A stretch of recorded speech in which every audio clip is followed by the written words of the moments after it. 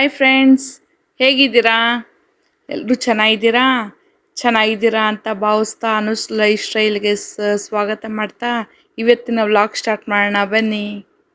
So friends, ಇದು ಅಕ್ಷಯ ತೃತೀಯ ದಿನದ vlog ಆಗಿರುತ್ತೆ.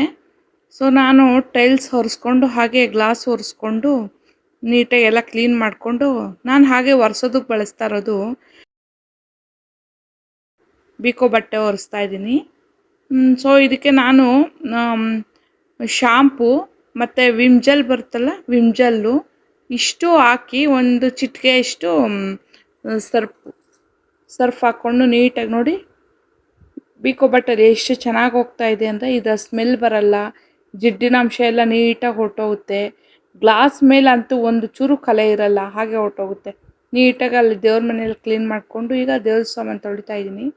ಸೊ ನಾನು ದೇವ್ರ ಸಾಮಾನೆಲ್ಲ ತೊಳೆಯೋದಕ್ಕೆ ಹುಣಸೆಹಣ್ಣು ಸಬೀನಾ ಎರಡು ಮಿಕ್ಸ್ ಮಾಡಿಕೊಂಡು ಕೈಯಲ್ಲೇ ವಾಶ್ ಮಾಡ್ತೀನಿ. ಸೊ ಇದಕ್ಕೆ ಒಂದು ನಾರಿಲ್ಲ ಏನಿಲ್ಲ, ಹೀಗೆ ವಾಶ್ ಮಾಡ್ಕೊಳ್ಳಿ. ಸೊ ಬೆಳ್ಳಿಗೆಲ್ಲ ನಾನು ಕೋಲ್ಗೇಟ್ ಟೂತ್ ಪೌಡರ್ ಬರುತ್ತಲ್ವ, ಅದನ್ನು ಹಾಕಿ ಬಳಸ್ತೀನಿ. ನೀಟಾಗಿ ಕ್ಲೀನಾಗಿ ಉಜ್ಜಿಕೊಂಡು ನೀಟಾಗೆಲ್ಲ ತೊಳೆದಿಟ್ಕೊಂಡು, ಸೊ ನಾನು ತೊಳೆಯೋದು ಹೀಗೆ ಪಳ ಅಂತ ಇರಬೇಕು. ಅದು ಲೇಟ್ ಆದರೂ ಪರವಾಗಿಲ್ಲ, ನನ್ನ ದೇವ್ರ ಮನೆ ಕೆಲಸ ಮಾತ್ರ ನನಗೆ ನಿಧಾನಕ್ಕಾಗಬೇಕು. ಗಂಧ ಹಚ್ಚಿ ಅರಿಶಿನ ಕುಂಕುಮ ಎಲ್ಲ ನೀಟಾಗಿ ಹಾಕಿ ನಾನು ಮಾಡೋ ದೇವ್ರ ಮನೆ ಪೂಜೆ ಮಾತ್ರ ನನಗೆ ಒಂದು 2-3 ಅವರ್ ಆದರೂ ಇಡುತ್ತೆ ಫ್ರೆಂಡ್ಸ್. ನನಗೆ ಆತ್ರವಾಗಿ ಮಾಡಿಬಿಟ್ಟು ಎಲ್ಲರೂ ಹೋಗಬೇಕು, ಕೆಲಸ ಮಾಡ್ಕೋಬೇಕು ಅಂದರೆ ಆಗಲ್ಲ.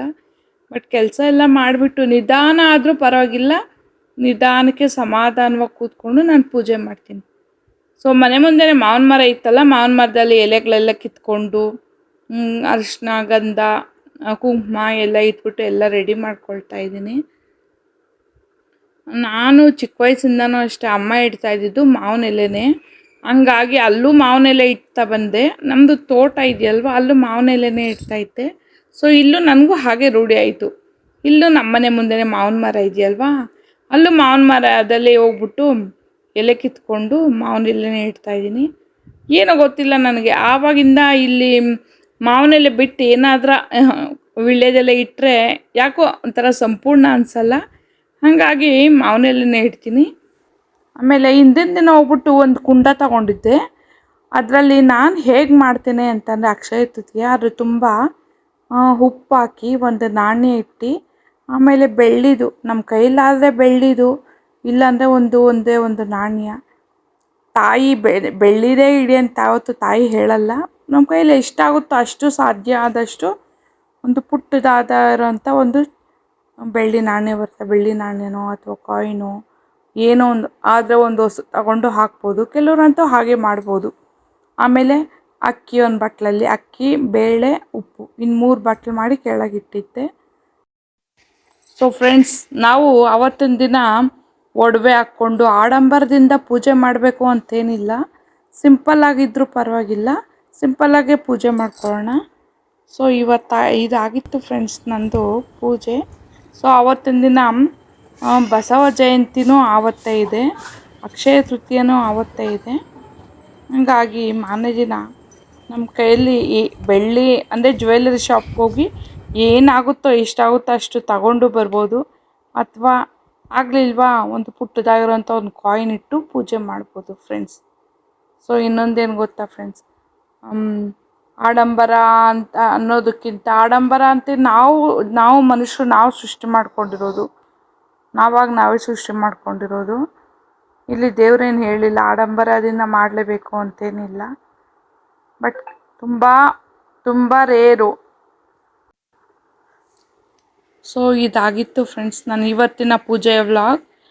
ನೀವು ಜ್ಯುವೆಲ್ಲರಿ ತಗೊಂಡ್ರಾ ಅಥವಾ ನಾಣ್ಯ ತಗೊಂಡ್ರಾ, ಗೋಲ್ಡ್ ತಗೊಂಡ್ರಾ, ಅಥವಾ ಏನು ತಗೊಂಡ್ರಿ ಅಂದ್ಬಿಟ್ಟು ನನಗೂ ಕಾಮೆಂಟ್ ಮಾಡಿ ತಿಳಿಸಿ. ಸೊ ಫ್ರೆಂಡ್ಸ್ ಇದಾಗಿತ್ತು ಸೊ ಈಗ ಫ್ರೆಂಡ್ಸ್ ಗೋಬಿ ರೈಸ್ ಮಾಡೋಣ ಅಂದ್ಬಿಟ್ಟು ರೆಡಿ ಮಾಡ್ಕೊಳ್ತಾ ಇದ್ದೀನಿ.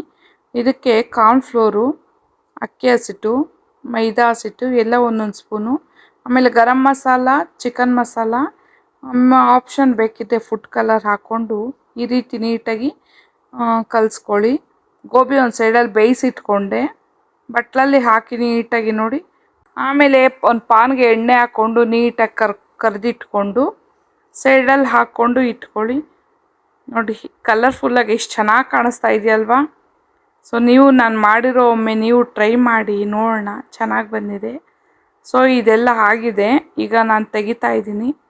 ಸೊ ಚೆನ್ನಾಗಿ ಕಾಣಿಸ್ತಾ ಇದೆಯಲ್ವಾ.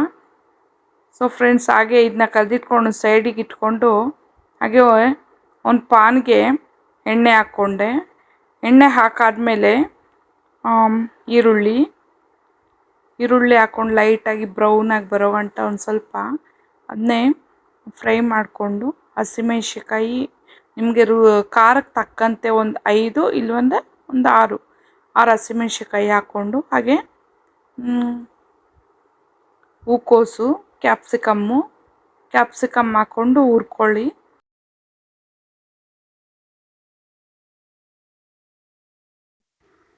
ಸೊ ಫ್ರೆಂಡ್ಸ್, ಅದಾದಮೇಲೆ ಕ್ಯಾರೆಟ್ ಹಾಕ್ಕೊಂಡು ಗೋಲ್ಡನ್ ಬ್ರೌನ್ ಬರೋ ಗಂಟ ಹುರ್ಕೊಂಡೆ.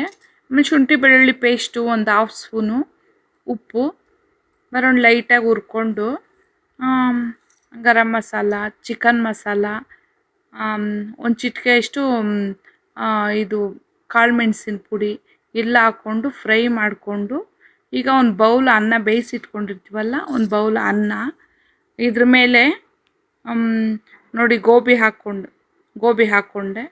ಇದಕ್ಕೆ chilli sauce, soya sauce, tomato sauce ಹಾಕ್ಕೊಂಡು ಸ್ವಲ್ಪನೇ ಮೆತ್ತಗೆ ಫ್ರೈ ಮಾಡಿಕೊಂಡು, ಸಣ್ಣ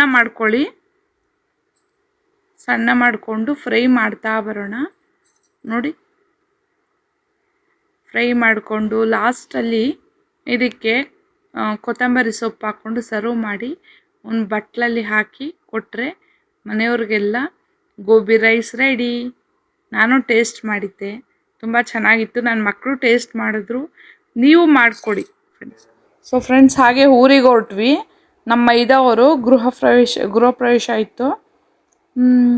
ಅಲ್ಲಿ ತುಂಬ ಪೂಜೆ ಚೆನ್ನಾಗಿತ್ತು. ನೈಟಲ್ಲಿ ಗಣಪತಿ ಹೋಮ ಮಾಡಿದ್ರು, ಬೆಳಗ್ಗೆ ಸತ್ಯನಾರಾಯಣ ಪೂಜೆ ಮಾಡಿದ್ರು. ಪೂಜೆ ಅಂತೂ ತುಂಬ ಚೆನ್ನಾಗಿತ್ತು. ಮನೆ ಚಿಕ್ಕದಾಗಿ ನೀಟಾಗಿ ಚೊಕ್ಕವಾಗಿ ಚೆನ್ನಾಗಿ ಮಾಡ್ಕೊಂಡಿತ್ತು. ಹಳ್ಳಿಯಲ್ಲಿದ್ರೂ ಮನೆ ತುಂಬ ಮಾಡ್ರನ್ ಆಗಿ ತುಂಬ ಚೆನ್ನಾಗಿ ಕಟ್ಟಿಸ್ಕೊಂಡಿದ್ದಾರೆ. ಪೂಜೆ ಮಾತ್ರ ನನಗೆ ತುಂಬ ಇಷ್ಟ ಆಯಿತು.